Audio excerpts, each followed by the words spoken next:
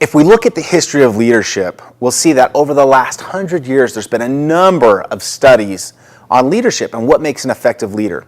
And if we get into this research, we'll see that some of the very earliest research, right, from the early 1900s was actually done by military and governmental agencies. And the reason why is because, right, in the midst of World War I and World War II, what the military wanted is they wanted good leaders, so that if communication was cut off and there were units, right, kind of isolated out on the battlefield, they needed people that would step up and lead or influence everyone to be successful in that battle, to reach the organization's goals of being successful. And so if we go back to some of the earliest studies on leadership, we'll realize that they went out, they asked people what leadership is, and they came up with what they called the great men, or heroic theories of leadership. Now, these theories of leadership, as we'll discuss in the text, they focus on the few individuals that changed the course of history, right? And it wasn't something that was tangible, that you and me and our family members and our roommates or whoever it may be, right? Not something that we could use on a daily basis. And so after they said, you know what, the heroic or great men, and not to be sexist or we should be gender biased, but that's what they actually call it. They call it the great men theories, right?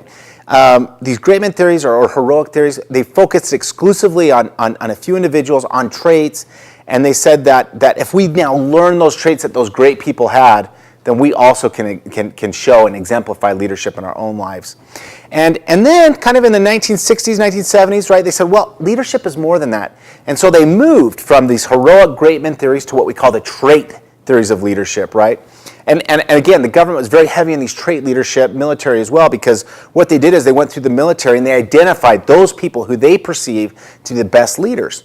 And some of these traits you can be taught and some can't. In fact, if you look at them, they may say, okay, that person is extremely confident, they have an IQ of this level, they have these types of social skills, they even physical appearance, this is how they physically appear to be. And so what they did is they actually identified those traits, and then they'd have quote-unquote leadership training, and they'd actually try and go and then take those traits and teach those traits to everyone. Now, trait theories, very, very good way to look at leadership.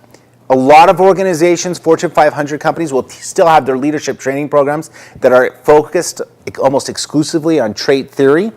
But researchers realized, okay, you know what, we can take it a step further. And so then they got into what we call behavior theories. And the behavior theories were especially spurred at two major universities in the United States, and we call them the Ohio State Studies and the University of Michigan Studies, right? And the university, and these two studies, what they did is they specifically went through, and instead of looking at the traits of leaders, they looked at the behavior of leaders. So how does this person behave? And they were able to classify behaviors into two separate ideas. Leadership behaviors that are focused on processes, timelines, right? The tangible things that have to be done in the organization. And then those behaviors that are focused on people. And the research was somewhat mixed, and of course it depends on what industry you're looking at, but for the most part, those leaders that were focused on people and input and sharing and building individuals and influencing individuals instead of just the processes turned out to be much more successful. And I think that's important to realize as we engage in business and management practices in this global and chaotic environment that we see in the world today.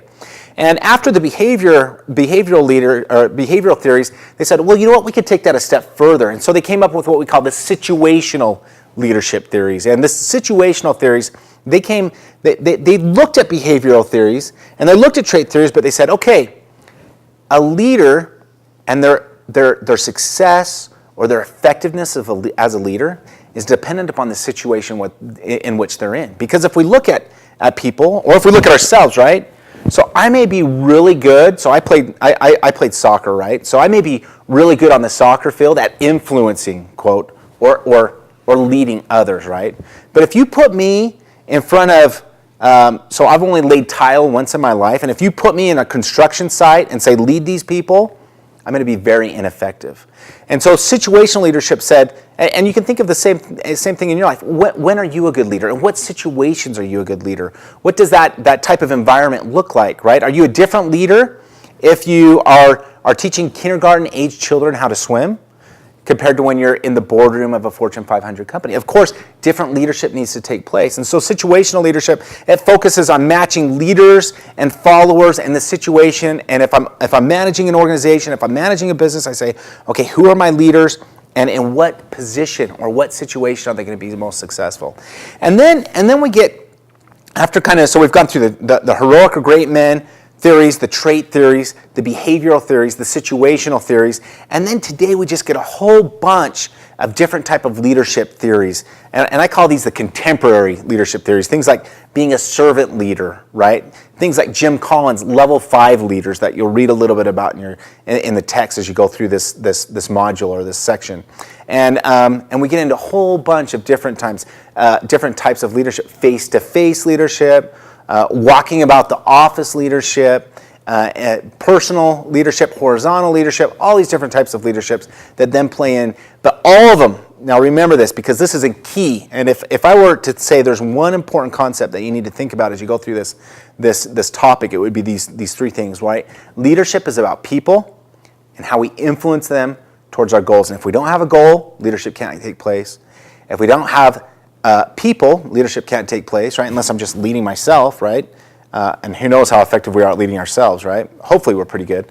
But the third is influencing. And for me, that word influence is key, because that determines who we are as a leader, how we interact with other people, and if we're able to reach the organization's goals and strategy.